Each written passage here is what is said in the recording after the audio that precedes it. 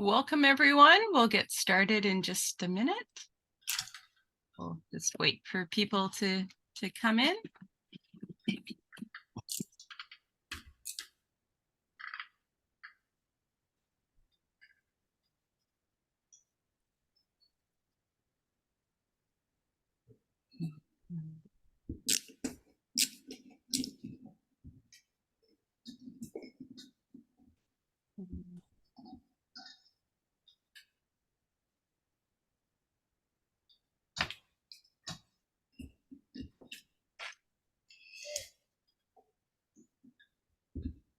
Okay, well, why don't we get started?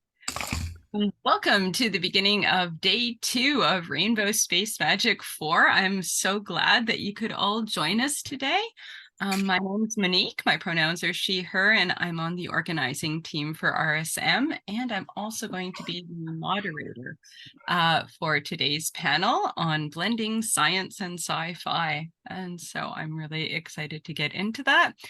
So why don't we start off with introductions from our panelists? Storm, would you like to go first? Sure. I'm Storm Caywood. I live in Western New York with my family, and I am a queer woman-loving woman. I write sapphic science fiction and am branching out into other speculative fiction as well. Great. And Kelly? Hi, I'm Kelly. I write under the name K.L. Mitchell, she, her, and I mostly write sapphic-based, at the moment fantasy, but I am branching out into more broad adventure type stories. Great.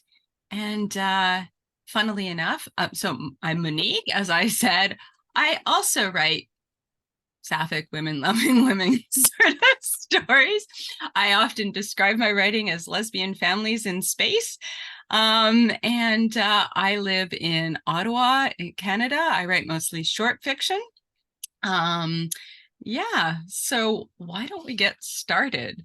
So first question I have is, what are we talking about when we say science? You know, this panel is blending science and science fiction. So what is our sort of definite, working definition of science to begin with? Kelly, do you want to start? Oh, well, I mean, there's the generic, I suppose you could call it, definition, namely the idea of a kind of a methodical method of inquiry, saying, okay, what do we know? What can we use? Using that, what can we find out, etc., and like that. And indeed, there are a lot of science fiction stories that are about that process. But I think most of the time, when we talk about science and science fiction, we're talking about the end results.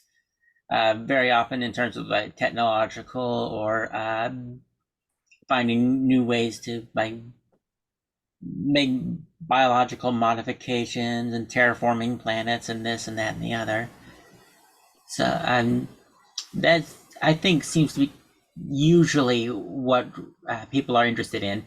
If we use science to get to this point, what will happen? Okay, I like that. Storm? Oh, yes. Yes, I was thinking about, science and in its a way of knowing and a way of learning. And with science fiction, I think we often think of we think of the tropes, we think of the robots and the aliens and being in space and the future. But it also has in common, science fiction has something in common with that experimental, observational, making hypothesis methodology of science, because we also, when we set out to explore science fiction, we are also sort of starting with a question, a hypothesis. What if we could preserve our loved ones' voices and turn them into AI? What if we could? And so there's an experimental process happening in science fiction as well, sort of a scientific process. Thanks. I think those are both really, they're both sort of what I was thinking as well when I was thinking about this question. Like that there's sort of, I think it's, when we're talking about science in this context, it's sort of multi-layered, and we're taught, we'll get to this. There's a question later about like how science gets incorporated into science fiction. But I think, we're often, it's the effects of science in the future. It's that, like, where can we go and what is possible? what seems plausibly possible, what seems realistic within this trajectory that we're on, and within this universe that we exist in, and that sort of thing. And I think that's, yeah. Okay, well, why don't we go on to the next one, which is how do you approach including science in your science fiction or in your writing? Do you start with the science, like an idea or a technology or that kind of thing, or do you incorporate science elements as they arise within your story, like as you find the sort of opportunity within the story? Do you want to go first, Storm? Sure. I often start with a setting, and that setting is often space, and then the science as it comes up, as it's needed to tell the story. So, I have like, what if you were living on a space station? What if the space station was small enough that the spin gravity that you could get to without feeling like you were on a carnival ride was only 1/3 gravity? And what if you wanted to play basketball with the woman you had a crush on in that setting? What would that look like? And then the science comes from there. Then I start looking at YouTube videos of people simulated jumping in different gravities for how high you could jump, and then work it into the story from there. I keep the science on the level of what my characters would understand and what I would understand, but I do want it to be well researched enough that there won't be big glaring obvious mistakes pulling people out of the story. But it is as it comes up, as the story needs, is where I start working in the more scientific elements, I guess. So. Yeah, that makes sense. Kelly? Well, I don't write a lot of sci-fi these days, but when I did, I will agree. Usually, for my it was usually in terms of I would have the idea for the story, and then I would kind of go through and look and see what kind of science I can make use of in order to build the story, so to speak. Mm-hmm. Yeah. Actually, the question reminds me of a discussion I heard once. We were discussing about aliens, and there's generally two approaches. There's a top down and bottom up. And the top down is basically where you start with a planet. You start with the environment, gaseous, land-based, acid, sea, whatever, and then you kind of work your way up, evolutionarily speaking, trying to work out what kind of creatures would adapt and survive and thrive in that environment. And then the bottom down is basically where you start with the and the bottom up, I'm sorry, is where you start with the characteristics you want your alien creatures to have, and then work backwards to try to figure out what kind of world that would produce them.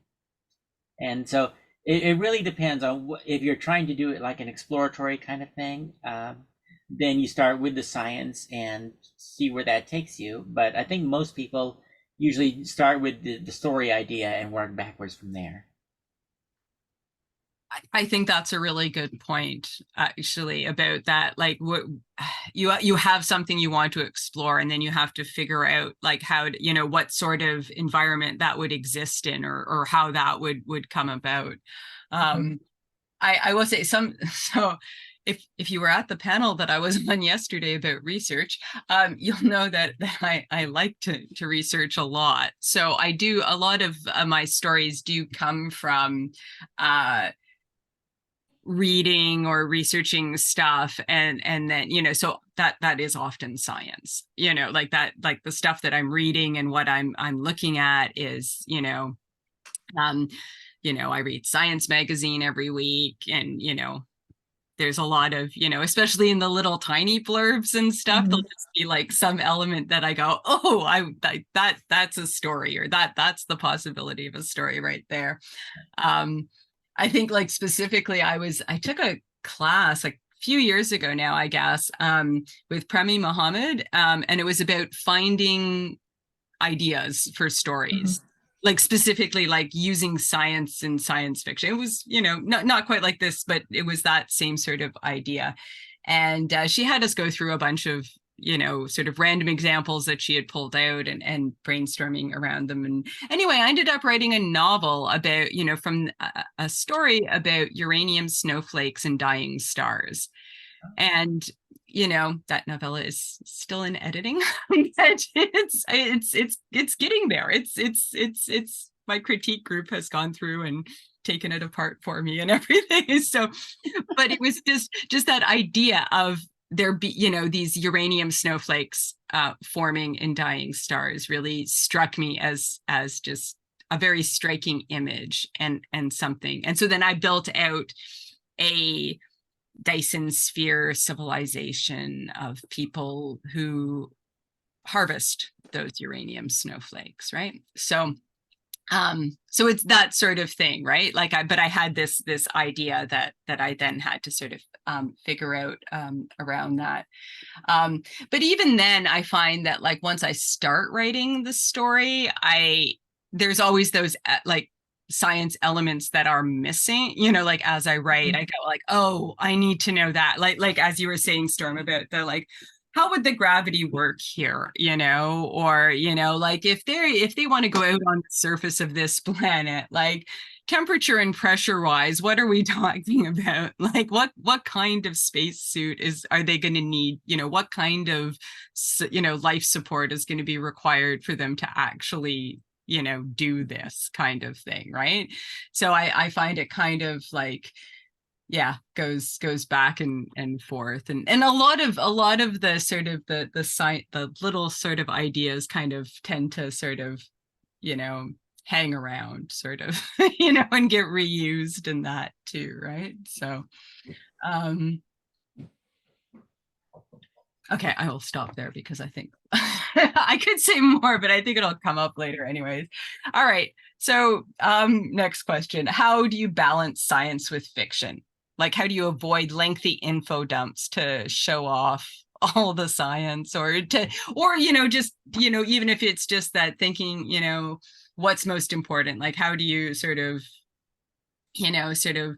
yeah, pull out the avoiding those lengthy info dumps about a concept or a technology or that sort of thing?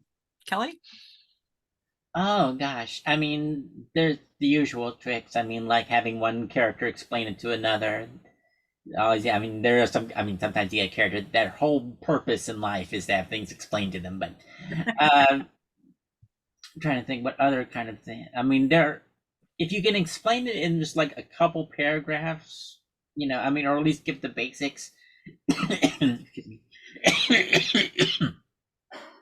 And then just kind of add little extra bits interspersed through the story as they come up. If you can spread it out, that's a big thing. But yeah, it's getting there. I mean, getting the reader's first couple steps in so that they can follow along with the rest. That's the tough part. So I mean, it's yeah. I mean, especially I don't really write a lot of what you call hard sci-fi with a lot of esoteric theory and stuff. But there's yeah. I mean, I don't really have a ton of experience, but generally speaking, I'll go with one or the other, a combination. Yeah. Storm? I explain as much as needed, and I explain what is needed on the level that my characters understand.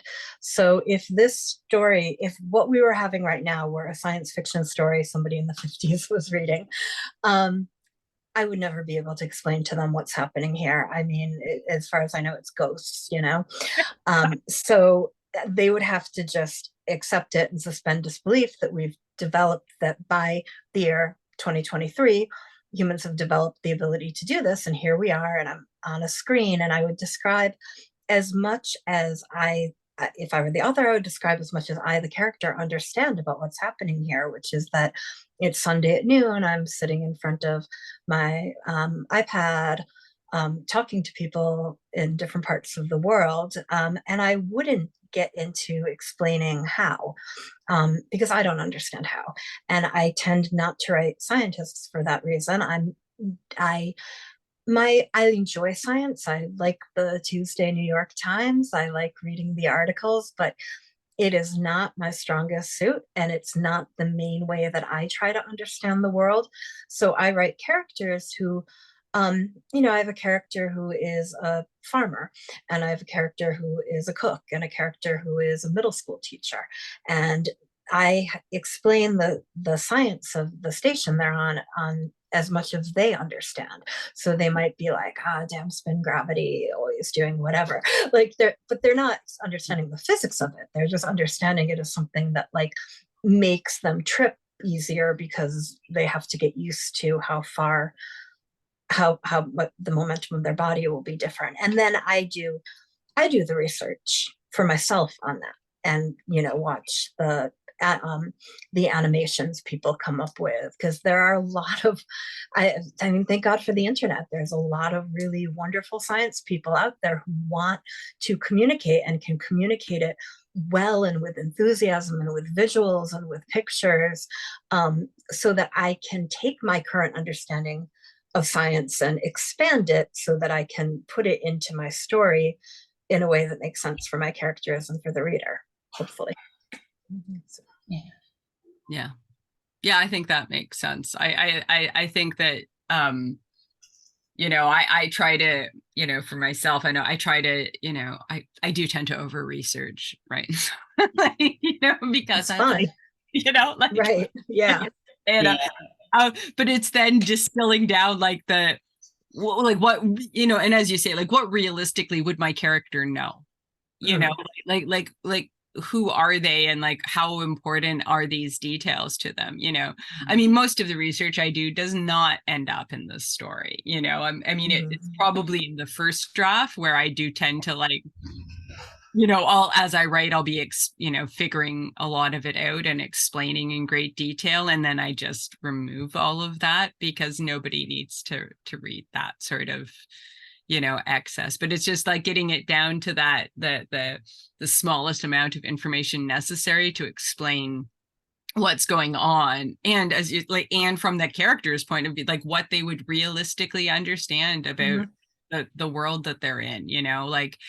I don't know how a lot of the things that I use work, and it would be weird for somebody else, just because somebody, as you say, like just because somebody's living on a spaceship or a space station or something does not mean that they're going to understand all of the details, right? So it's it's but yeah, I will say that I know that there's been a couple of things I've read over, where somebody does do like a huge like multi-page info dump thing that actually works, and like and then you sort of think, well, like, so it's possible, Yeah.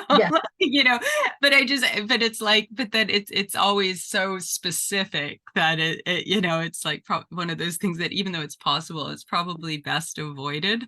Like just as a general thing, because it is so difficult. Okay, let's talk about like the what, like the different, we sort of talked alluded to this a little bit at the beginning, but the how is science, how does science exist within science fiction stories, right? Like the stories about science, where that is the central theme, versus stories that have scientific elements, components to them, versus stories about the effects of science and sort of how they differ. For the last one, I'm thinking, the sort of classic, although calling it classic makes me feel very old, but like Jurassic Park as the effects of science, right? Storm, do you want to go? Sure. You see stories where they are exploring a science, where they are terraforming a planet, where they're doing that, and I enjoy those as a reader, and I enjoy those as a watcher. But the stories that really interest me are the ones that are dealing with the effects. The science is already there, it already exists. I love the show Black Mirror.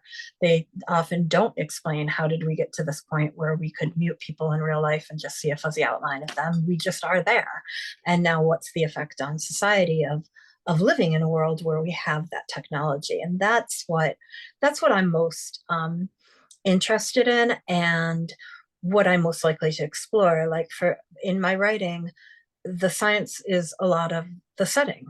Like, okay, so it's 200 years in the future, and we're mining the asteroid belt for the minerals that we still need because we've basically consumed everything on Earth. And what does that mean for the people who work there? What does that mean for the people on Earth? What kind of social and economic systems are still going? Are we still, is late capitalism still clinging? Is something else been developed? So starting with the science as an already here, and not, those are the stories that I enjoy the most, over the ones where they're doing the science. Although there have been wonderful stories, pieces of fiction where they're doing the science, where you're looking at them and looking at the process. But yeah, it's a different thing, and I like the effects of the science more than the process of the science.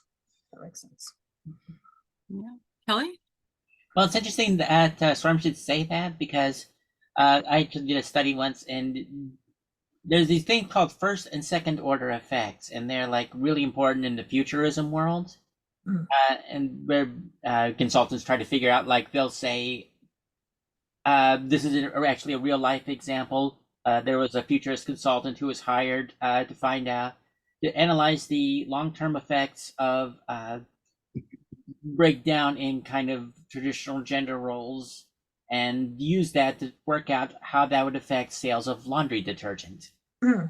Not even a joke. But no, yeah. And this is a second order effect. These are like, somebody said basically that science fiction isn't so much robots and spaceships, it's how we react to robots and spaceships. And those are the really interesting stories. You mentioned Jurassic Park earlier. I think that is really, for all its faults, it's a good example of following second order effects. And to me, the best stories are the ones where we can actually come up with where the author will come up with things that are not things that would normally occur to you when you're thinking of the advent of such and such a technology. But when they make their case, you're like, oh yeah, no, that would almost certainly happen, come to think of it. And those are the kinds of stories that I really enjoy. Yeah.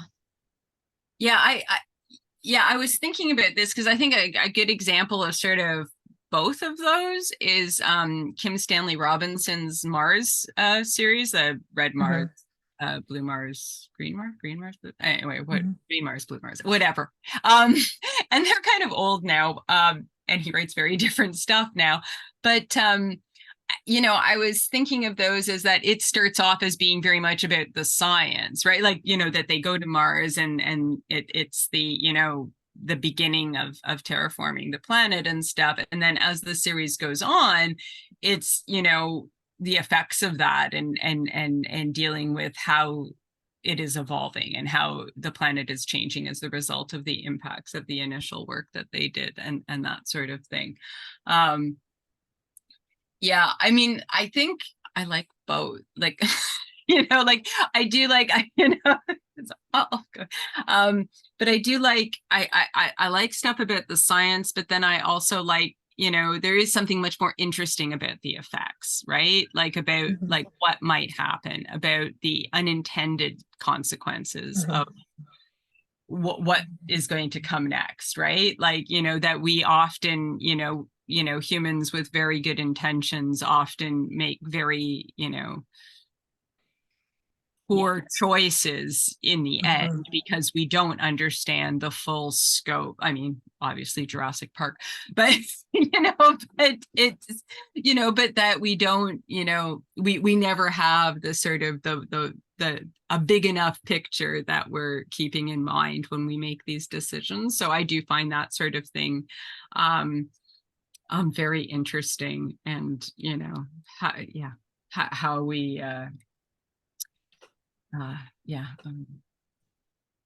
how we think about that.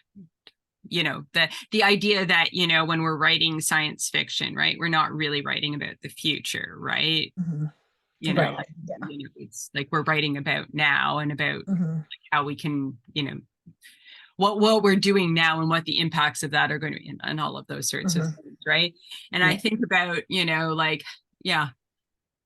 how sort of like trying to sort of make those make a case for sort of better decisions and thinking through things in better ways and more complete ways and stuff like that, so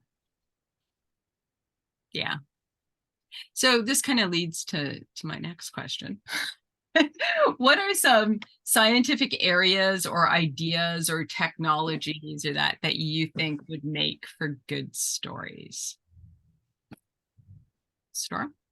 Sure. I find the multiverse theory fascinating right now, kind of as I know everyone is finding it fascinating right now. We're seeing it in everything from, big popcorn movies to books. One work of art that I think explores it really well is Micaiah Johnson's Space Between Worlds. It's the first that I've really gotten into looking at social hierarchies and what that would mean in a world where you can move between universes. And Everything Everywhere All at Once was absolutely phenomenal as well for exploring that. So that's very interesting. Technology and the ability to modify the human brain and the human reaction to things is very, very interesting to me. Like the ability to use drugs to induce forgetting. What could that mean for the military? What could that mean for the ability to blunt our emotions and to move further in blunting our emotions? Taking things that were developed with the idea of bringing us to a point of wellness, how could they be used and I think we live in an exploitative world. We live in a world where I feel like everything that's developed, we need to ask ourselves, what is the worst case scenario of how this could be used? Because it will probably happen. How could this be used for oppression and exploitation? Because it'll probably go there. So I think that technology of influencing our minds and our emotions is a really interesting thing to explore. Yeah. Ellie? Well, I personally like the kinds of the technological kind of advances that would basically things that would subvert existing social orders. I think there's usually just an awful lot of story potential in going after things like that. As an example, if you could imagine if it would be possible to change one's skin color as easily as it is changing your hair color. I mean, there would be people swapping back and forth in all directions. There'd be people a different color every day, and just obviously there'd be a lot of pushback from people who care about that sort of thing, and there would be all kinds of, I think, very fascinating ideas coming just from something like that. And that's just an example of the sort of thing that I think would really makes good science fiction. Something that gives us an example. I mean, gives us an opportunity to really look at ourselves and the things that we don't necessarily think about normally. No, that's good. I like that. Yeah, I mean, I've been thinking a lot lately. Like, for a long time, I've been sort of interested in this, but it's become sort of more personal for me. But new medical technologies and stuff, and ways that like wearable technologies and implants and that. I'm diabetic and I wear a glucose sensor on my arm that communicates with my phone and my watch by Bluetooth, right? So my current you can't see it. My current glucose level is on the face of my watch, right? So that's pretty cool. It gives me an alarm if it goes too high or too low. It buzzes against my wrist during the night and wakes me up, if it drops too low. So that's pretty incredible technology, right? Mm-hmm. And it hasn't been around very long, right? So I feel very fortunate that I have this sort of thing. And so I've been thinking about that a lot in terms of like what comes next, right? Because there are insulin pumps now that you can do a closed loop with your glucose sensor. So the glucose sensor tells the pump what your blood sugar is, and the pump gives you insulin according to that reading, and without you having to manage it, right? So that, I mean, obviously you need to keep an eye on it. The technology's not that good, but but you can see where that's going, right? And like, that's pretty amazing, right? And so I've been thinking a lot about different sort of those wearable technologies, those implantable technologies, and sort of where those could go, and how, how those change who we are and how we think about ourselves, as far as, as far as like what we do with ourselves, like, I mean, like I think about, I'm very dependent on this. I'm dependent on having power to, keep my phone going and the Bluetooth active, right? And I mean, I do, of course, I have a glucose meter that I can prick my finger and test my blood if I need it. But it's like, it's very dependent on the technology, right? And it's, I had a sensor go bad last week, and it was just, and I didn't have a backup, and my pharmacy wasn't open, and it was really weird not to have one for, like a day, because I became very sort of dependent and aware of it. So, anyway, so I think it's really interesting, and I think there's like so much capacity there, right? Like of, where we're going and ways, I see there's a comment there from Naomi about, dialysis and artificial kidneys and that. And yeah, it's like there are so many of our body parts that when they fail, like we have ways to treat them, but there could be so many interesting other ways of, manipulating things. Anyway, so I find that all sort of very intriguing and areas for a lot of good stories. It's also, I find sometimes it can be hard not to be too like didactic and kind of, one kind of weird, and because I think there's like a potential for a lot of info dumping on that sort of stuff, right? Like, go on about wearable technology and sort of thing, and I don't know that anybody needs to hear that. So it's like incorporating, as we've been talking about, like incorporating like sort of small elements. I've had a lot of my characters have like ocular implants and stuff for, to display data in their field of vision and that sort of thing, because I think that's a really interesting sort of next step after, and that sort of thing. So anyway. Okay, so my next question was examples of science fiction books that you've read that have well integrated science. However you want to define that. I can go first here. I have a bunch. Because I started off in one direction. Sorry.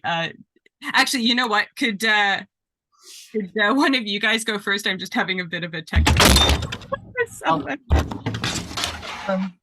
Sorry about that. My microphone fell.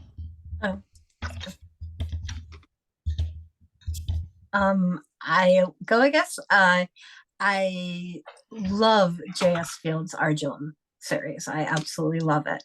And you can tell because they are a scientist themselves, they are able to integrate the science and really cool stuff, really different stuff that I would never think of. And it is one where I really felt a lot of, just learning a lot and enjoying the stretch of reading it. And it's a fun series too. It manages to have the hard science of it and it'd still be a really fun read. A similar note, another fun read, Mary Robinette Kowal, Lady Astronauts books. Like they're fun and they're engaging, but the science is explained quite well and very clearly. Like she really does develop the alternate history of the space program and the science of going to space and what that means. So those are two examples of current writers who I think do a great job with the integration of the science into the science fiction. That's be mine for now.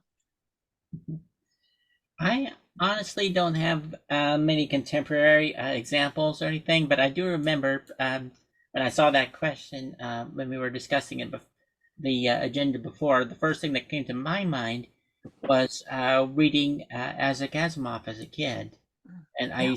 I went through a whole Asimov binge at one Mhm. point, and I always remember being very impressed that he took the time to get the science right, and Mhm. he would have I mean, very often the story involved multiple scientific professionals talking with each other, and so they would talk to each other in that language, and you were kind of expected to kind of keep up, and Mhm. it was actually kind of Mhm. exhilarating in a way.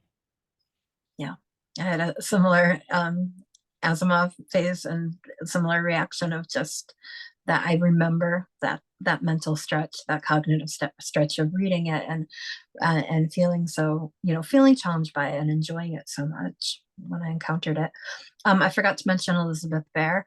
I'm reading the White Space books right now, and I've been watching Star Trek since I was born, basically, but never really was able to conceptualize what warp meant.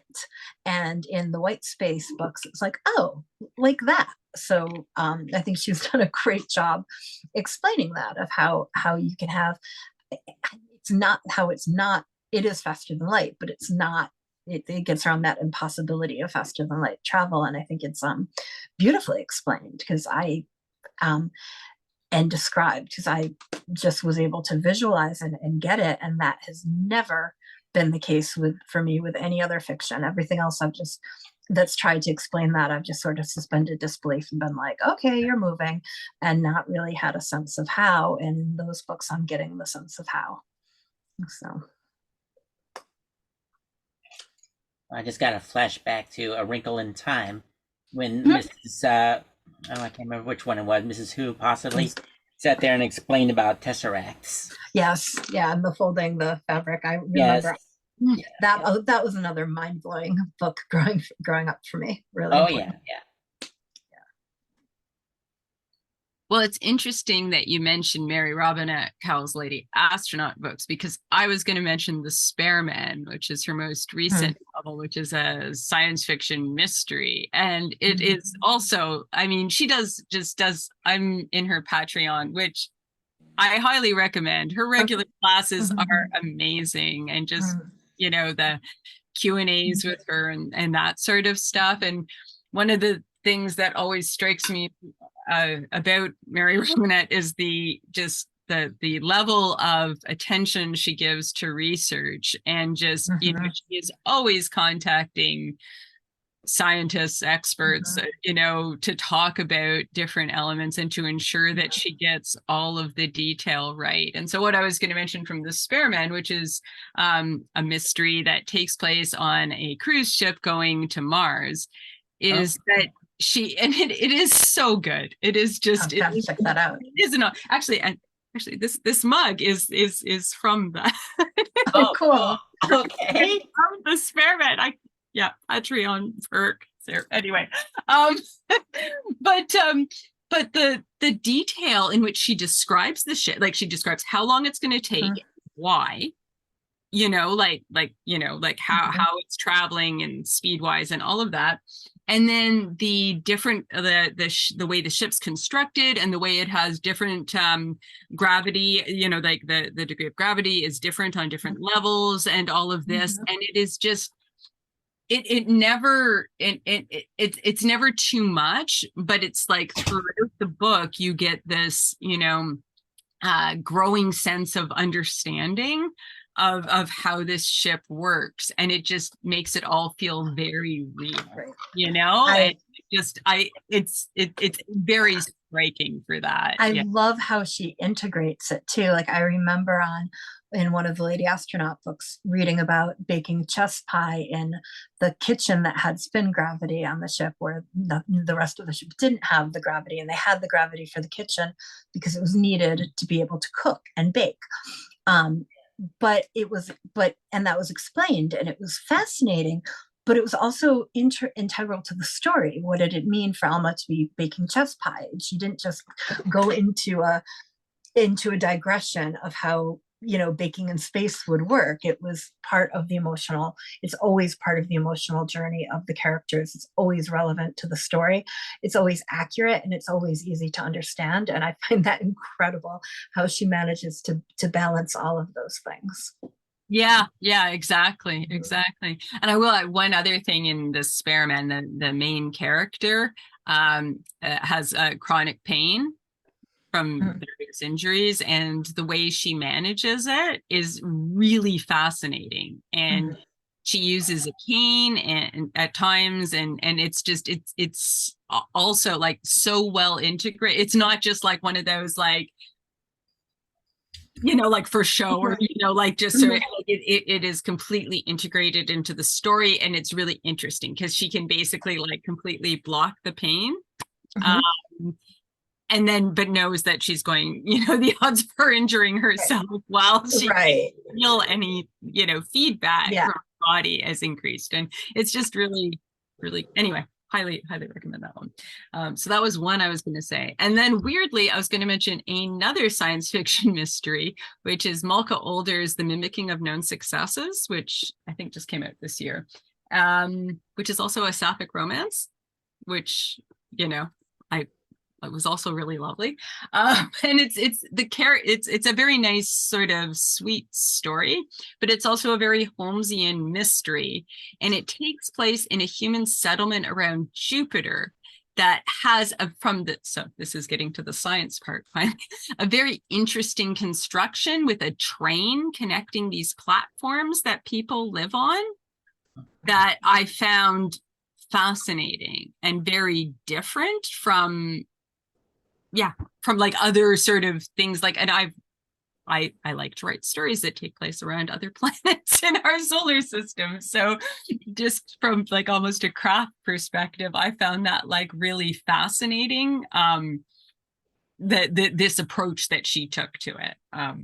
So yeah, it just felt very fully formed. And it's also a story about scientists, because the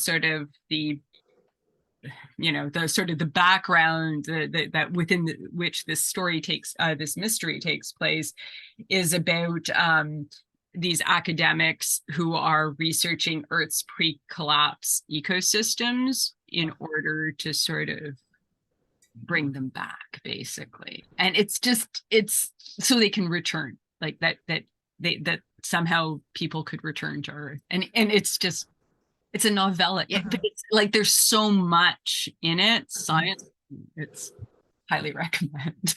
So. Well, my TBR list is growing. I know, me too. I've been writing things down, and it's just.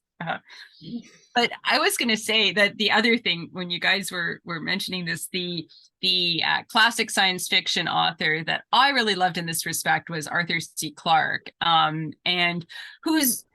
I mean, I feel I have very mixed feelings about like recommending anybody read him for the first time now, because I'm not sure that, like there are some problems with his books, especially the female characters. But I will say the books that he co-wrote are less problematic. And the one series that I especially love from a science point of view is the Rama books, which are, I think, my favorite books of his.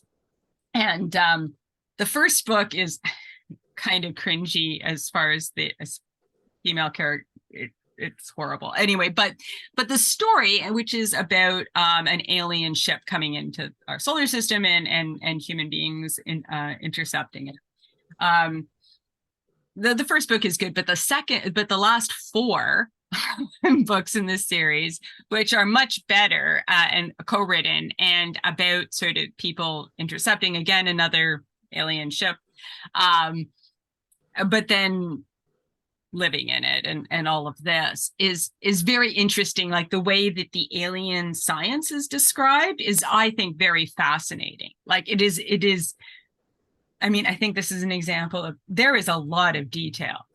Like there is like a lot of detail about what this ship is like and how it functions and what is inside of it. And, and they're all scientists in that. So you do get like kind of a high level of explanation of all of it. And it could be too much, but like I found it fascinating. Like I find the whole thing fascinating. So again, I'm not sure if you haven't read it, whether it's worth sort of wading through the very misogynistic, but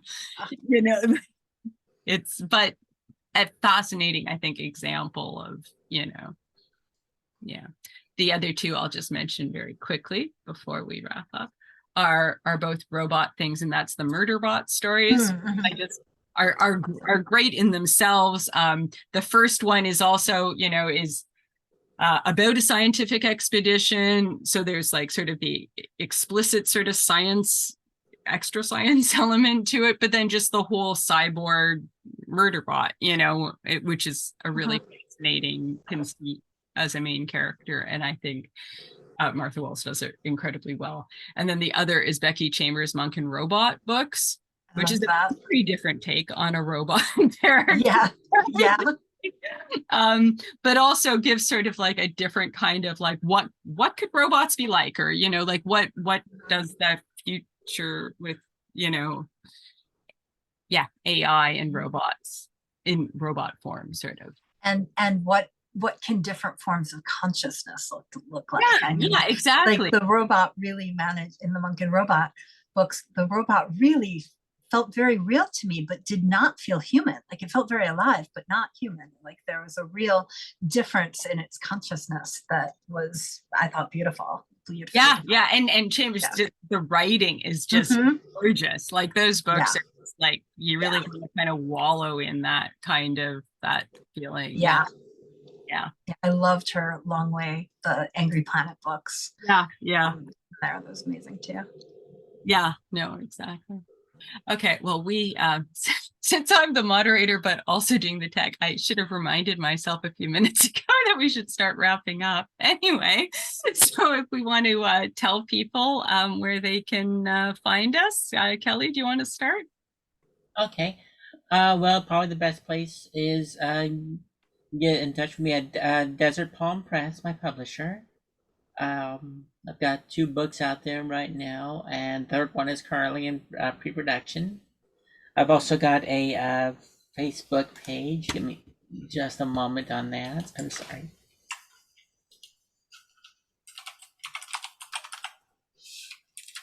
Yeah, that's it. I'll just post that in the chat if you don't mind. Yeah. There we go. And that's my main social activity. Social media. Mostly what I do is every Sunday night I'll post a little progress blog talking about the projects that I'm working on, how they're coming along, like that. I actually started that as kind of a play-by-play when my first book was about to get published, so I wanted to describe the process. But since then, it's become my weekly status update. So, excellent. Cool. I am on the site formerly known as Twitter still. I am on Blue Sky more, and I can't wait for that to be where everyone can be on. I'm also on Facebook. So that's any of those social media sites, or you could email me. I'm Storm Caywood everywhere. Gmail, Twitter, Facebook, all of it. So excellent.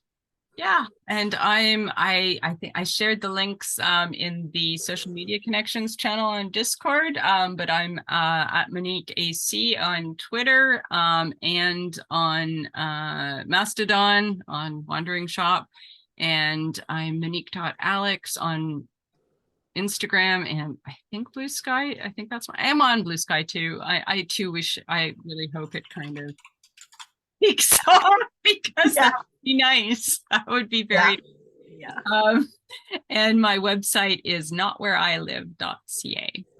And thank you both for joining me. That was a really nice conversation. I really enjoyed it, and I hope the participants did too. There is a reading that is overlapping with this that's going on that people can join, and there is another panel starting in 10 minutes. And so thank you both, and thanks everybody for attending, and we'll see you later. Bye-bye. Thank you. Bye-bye.